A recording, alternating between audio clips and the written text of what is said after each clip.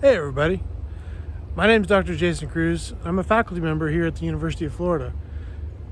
Now, I probably do something that a lot of you have never heard of before, and that is that I study turfgrass.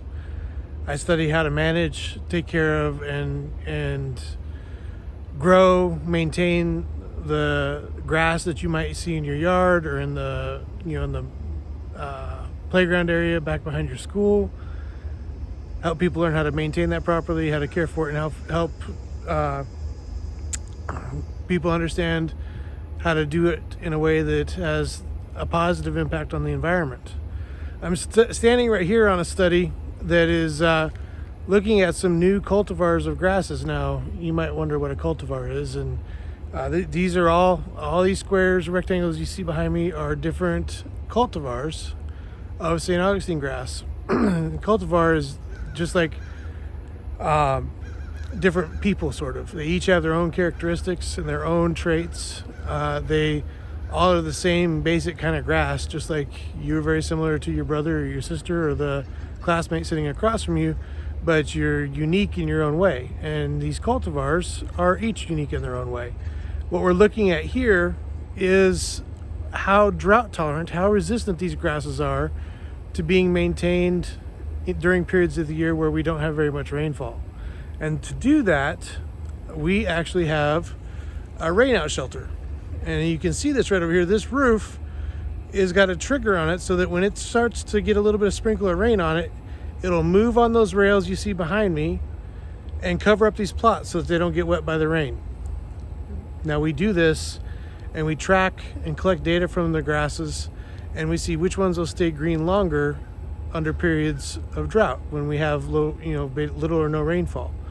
And what we're trying to find are new cultivars or new grasses that will require less irrigation, require less water, and stay green longer during periods of drought. That'll help us save water and help the state of Florida make better use of the water resources that we have. So that's one study that we're doing. I'm going to walk you over here and take a look at another area, which is another important part of this step. Just a second, I'll be right back. All right, I'm back. As you can see, I'm inside of a greenhouse now. We have a number of greenhouses here at the University of Florida where we grow and maintain plants. In this particular house, one of my colleagues, Dr. Kevin Kenworthy, has different individual types or specimens of plants that he uses for his turfgrass breeding program. And so he will select grasses based on their color, how thick their leaves are, how fast they grow, how tall they grow, and make crosses and combinations to try to figure out if we can develop new grasses that will require less mowing, may require less water, or may have better shade tolerance, for instance. So you in your own home lawn may have an area in the shade under the trees, or you may have seen it in the city parks or even next to the building there at school, where the shade from the building makes it difficult for the grass to grow. All of our grasses that we grow in the state of Florida and in the southern parts of the United States require at least 4 to 6 hours of sun a day to be healthy and thrive. And unfortunately, we have a lot of trees, particularly in this part of the state, that shade the turf and create really a difficult environment for it to grow. So the turfgrass breeders, like my colleague Dr. Kenworthy, are working to identify and select new grasses that can tolerate those conditions better and hopefully make the lives of homeowners a little bit easier so that you can enjoy a nice, dense stand of turf in your home lawn, whether it's in the shade or out in full sun.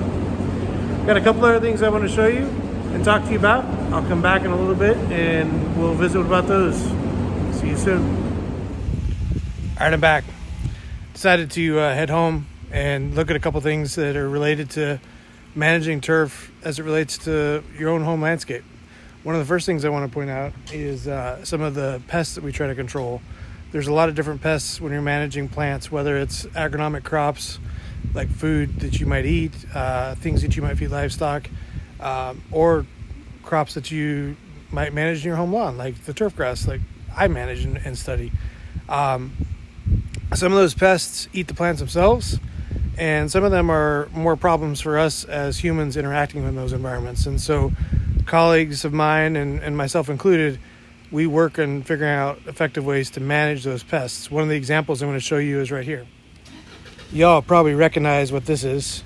This is a fire ant mound.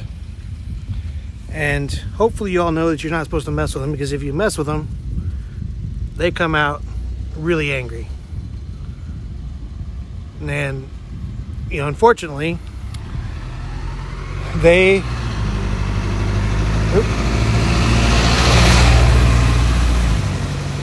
can create really painful bites. Most of you've probably been bitten by one before. The reason we really are concerned about managing them in a landscape is that some individuals, and maybe some of you are allergic to them. And so we have pest control products, and actually the truck that you just heard leave put a control product. The little white pellets that you can see on top of that are a bait that they put out to try to get those fire ants under control. There's a lot of work that goes into managing a home lawn, but one of the things that I want all of you to realize is that turf grass and lawns play a really important role in our environment. They help filter water. They help filter nutrients and pesticides and other contaminants out of the water as it works down into the aquifer. As hopefully most of you know, the water that we drink comes out of our aquifer.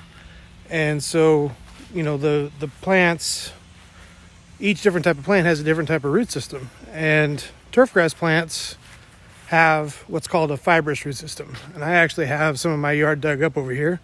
And I'm going to show you what those fibrous roots look like. So what I'm about to show you is a trench that I dug in my front yard to help get water away from the house. We had a little bit of a drainage issue that we had to address, and water was getting into the house, which is never good. So I dug a trench through my front yard, and what this gave me an opportunity to see was just how happy and healthy the roots are in my own home lawn. So let's take a look at these. So here, this that you can see is about 7 or 8 inches deep. It's the piece of lawn that I've actually taken a shovel and dug out of the landscape.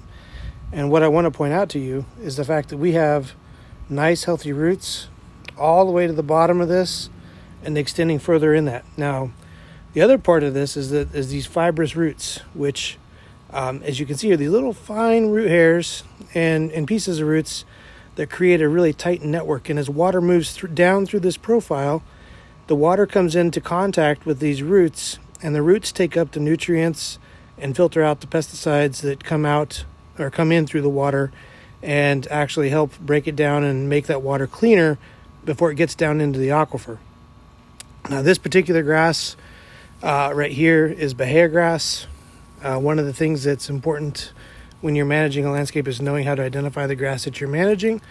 And so, you take apart pieces of the grass and tear it up, and you can figure out pretty quickly what it is that you have, and that'll help you understand the type of maintenance it requires and the tools that you'll need as far as pesticides and insecticides and things that'll be effective. It also gives you an idea of the type of disease that you'll have to deal with. Well, I hope that this has been kind of an enjoyable little trip through both some of the work that I do on campus at the University of Florida, and also just a glimpse into, what is important to me and the role that turfgrass plays in our environment. It's a great filter for water, like I mentioned.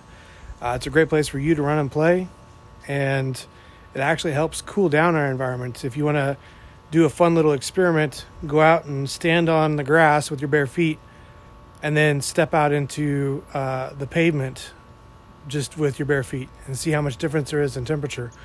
On about 100-degree day, the grass, the surface of the grass will only be about 100 degrees, which will still feel comfortable to you, but the pavement will be around 135 or 140 degrees, which is going to feel very hot. So it helps cool our environment down, helps give us a nice, beautiful place to play and to enjoy our yard and our landscape. And at the end of the day, it creates a lot of jobs and And if I'm going to be honest with you, I couldn't have picked a better place to work or a better industry to work in, because I basically get to go and have fun every day. I get to spend time on Florida Field with the Gators, both on baseball and football and softball. It's really probably one of the best jobs I could ever have. Thanks. Hope you guys are having a great time in your science class. Thank you to Miss Haley for inviting me to present a lecture or give you guys a video. And go Gators.